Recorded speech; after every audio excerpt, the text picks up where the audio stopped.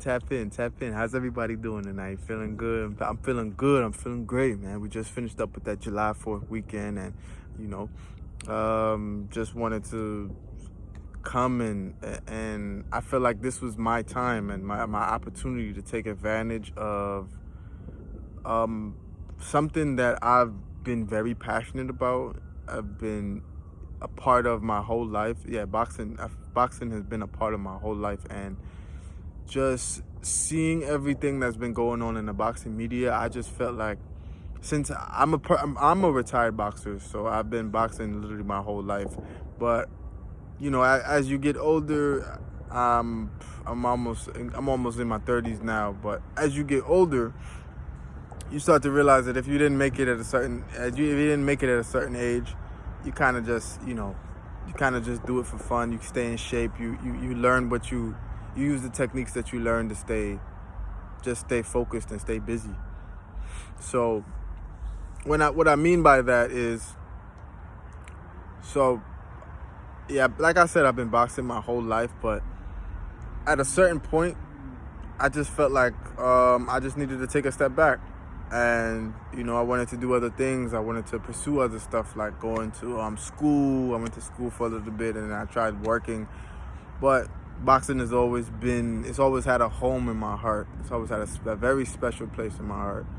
So just seeing what's going on in the media, I felt like this is my perfect opportunity to just try to jump in and just just try to teach what I know to any new boxing fans, anyone who wants to get into boxing seriously.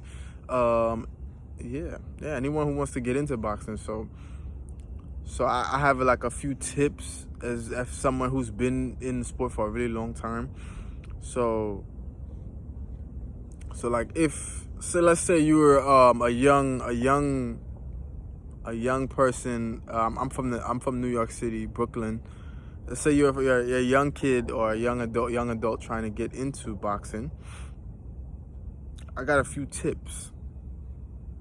Little keys to success, if you would say that, if you wanted to get into the sport, and ways to be successful in the sport.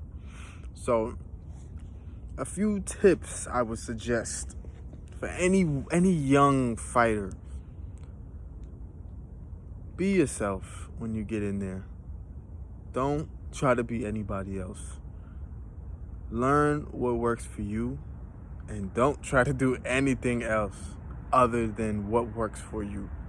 So what I mean by that, let me explain. So how I found the gym I immigrated from Guyana. I came here in 2006. I was looking for a boxing gym when I got here. I couldn't necessarily find one. It wasn't until I believe I got into middle school or high school, my friend, he took me to a gym called New York Cops and Kids. And when I went in there, I could say I honestly just fell in love with just the gym. I fell in love with the gym, the people, just fell in love with the whole thing. The whole idea of just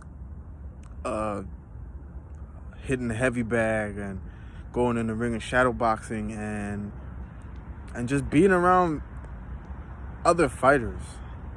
And what I mean by that is, like, being a fighter is something special, and it should be appreciated. It's a mentality you need to have when you step in that ring. It's like a kill or be killed mentality. It's not something that it's not for everyone.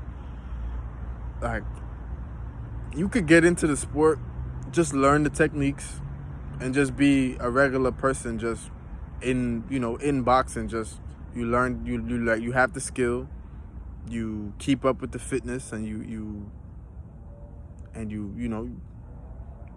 keep the diet going. But there's some people who decide to take it to another level, and for those are the people that I'm kind of talking to, because I was a person who had aspirations of taking it to that next level, but my story is different. And for anyone who wants to get into the sport and take it seriously, here's just a few tips from me to you. Try, when you get into that boxing ring, be yourself. Don't try to do or be anyone else. So what I mean by that is when I first started going back to the gym here in America, I was just seeing all the different fighters and the different fighting styles, and I was just trying to copy what they were doing, if I'm being honest. Like, a lot of fighters, some fighters were being very slick. They would dodge punches, they would keep their hands really low and throw jabs very fast, and it worked for them. And you would see me the next time trying to go in the ring and trying to spar just like them and trying to move my head and drop my hands, but it wouldn't work for me. And then you would see some fighters who would go full blown throwing punches for 6, 7, 8 rounds, just throwing straight punches, go.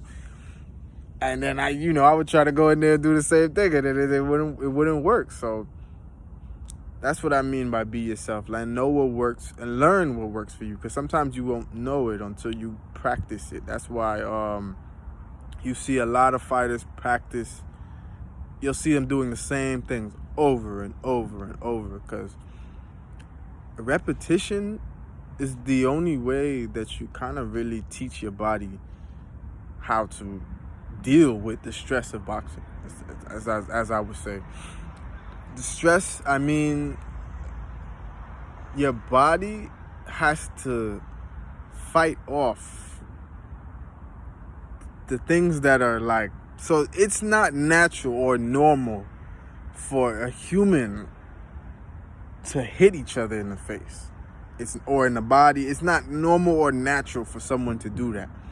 So you're fighting off those fight or fight responses, like, should I just run out the ring? Should I just get out the way of the punch?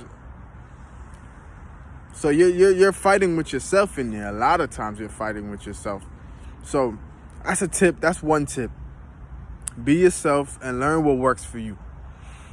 Another tip I would say, make sure that you are exercising, you are running, you are eating right, and you are drinking your water. Water is so important for a fighter. You making sure that you're hydrated, because a lot of fighters, that's how they get injured. And a lot of injuries happen because they're not hydrated. They're just working off of pure just will and adrenaline. And those two things sometimes are a recipe for disaster, I could say. So make sure that you treat your body well, because you know that you're putting your body through something that's not natural. It's not normal as well. And being a fighter is normal.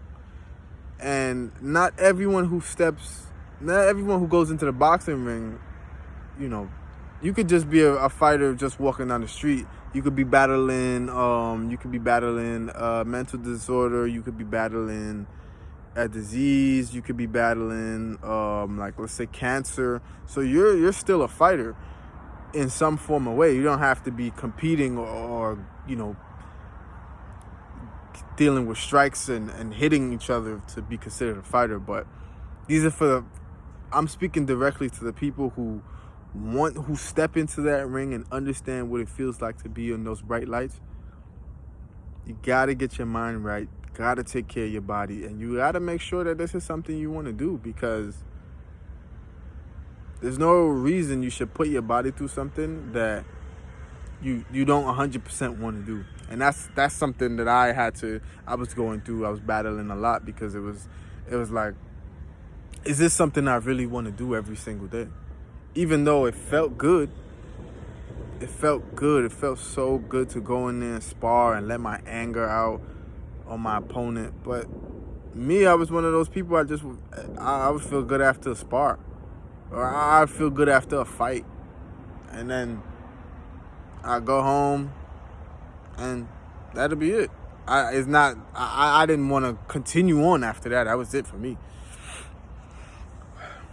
Another tip is, could say, find a good gym and find good sparring partners. Yeah, find a good gym and find good sparring partners. I'm working on creating a space where new fighters or even old fighters, or fighters who are fighting right now or current fighters could come and just get extra tips, because sometimes your coaches might not know everything, your strength and conditioning trainers might not know everything, even the other fighters you're training with might not know everything. So why not just go online, see someone who's already had an experience, and just take their knowledge and just run with it. You don't have to listen to everything I say. You don't have to listen to anything I say. It's just, it's me just sharing what my experience, and honestly, the only way to learn is through experience. So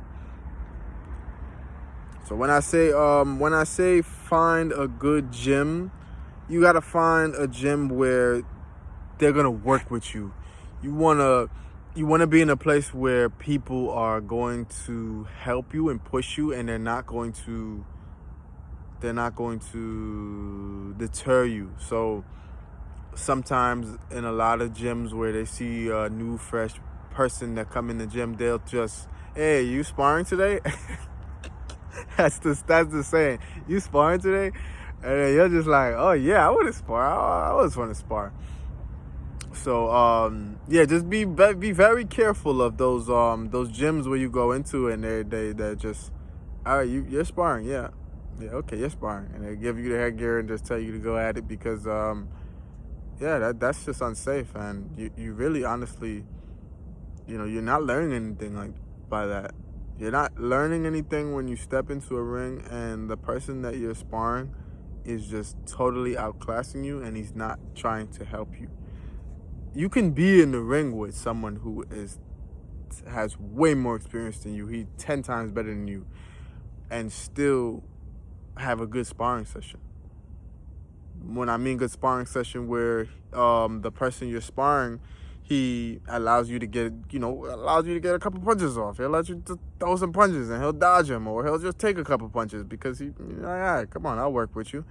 And when you have to make sure that whoever you're sparring, they gotta be willing to work with you, man. And you gotta be wary of the gyms, and be wary of the gyms. I mean, not like the coaches are intentionally trying to hurt you. It's more of just like, say I have a fighter, right? I done invested so much time and effort into getting this person where he needs to be.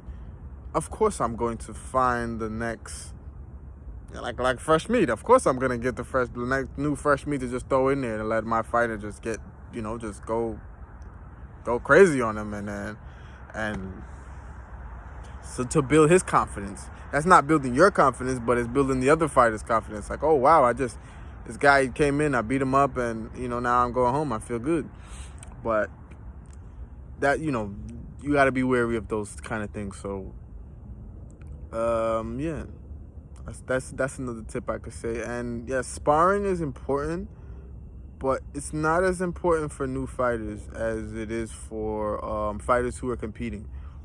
So when I moved from when I was training at the New York Cops and Kids, but I wanted to take it to another level. And I had a family friend of mine, very close guy, very, very close family friend. He was an amazing trainer. I believe he still trains out at Gleason's Boxing Gym. I went under his wing for about, I went to Gleason's Boxing Gym probably a year after I was training at Cops and Kids.